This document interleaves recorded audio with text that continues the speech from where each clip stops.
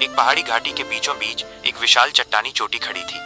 घने जंगलों से घिरी पहाड़ की ढलान से नदियां बहती थीं। इस एकांत जंगली वातावरण में एक बहादुर चील रहता था। वो आकाश का राजा था। अपने पंखों की फड़फड़ाहट से हवा को झकझोरता रहता था। उसका घोंसला एक ऊंचे पहाड़ की चोटी पर था, जहां इंसान के पैर कम ही पड़ते थे। घोंसले में 3 छोटे चूजे थे जो अभी अभी पैदा हुए थे। चील हर दिन आकाश में उड़ती और उनके लिए भोजन ढूंढती। माँ चील अपने चूजों से बहुत स्नेह करती थी, लेकिन पहाड़ के नीचे एक भयानक दुश्मन छिपा था, एक विशाल काला सांप। ये सांप बहुत देर से चील पर नजर रख रहा था। उसकी नजर में घोंसले में चूजे आसान शिकार थे। वो जानता था कि अगर चील कभी लापरवाह हुई तो चूजे उसका भोजन बन सकते हैं। एक दोपहर चील भोजन की तलाश में आकाश में उड़ रही थी। सांप धीरे धीरे पहाड़ के नीचे घास से बाहर निकला। उसके चमकदार शल्क धूप में झिलमिला रहे थे। धीरे धीरे वो पहाड़ पर चढ़ने लगा।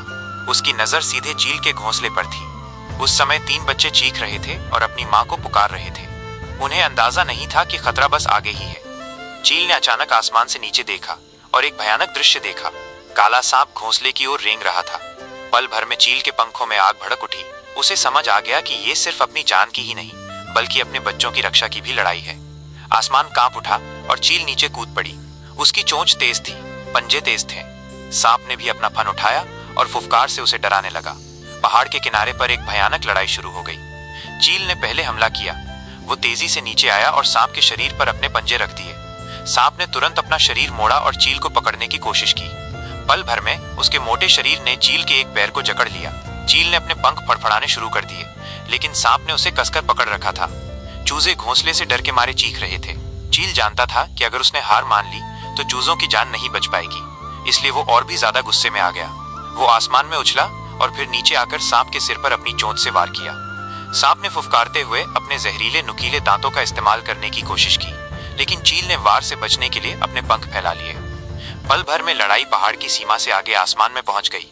चील ने सांप को अपने पंजों में जकड़ लिया और उसे आसमान में उठा लिया। सांप ने अपना फन उठाकर वार करने की कोशिश की, लेकिन चील ने उसे हवा में ही घुमाकर नीचे गिरा दिया।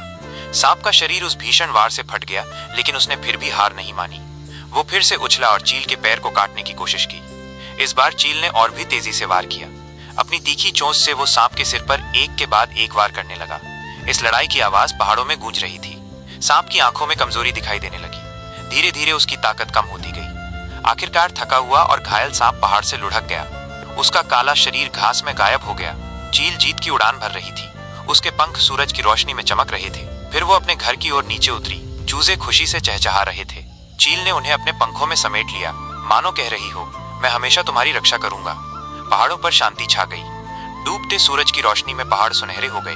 चील ने अपने पंख फैलाए और आसमान की ओर देखा। ये लड़ाई उसकी ताकत की नहीं, बल्कि उसकी माँ के प्यार की जीत थी।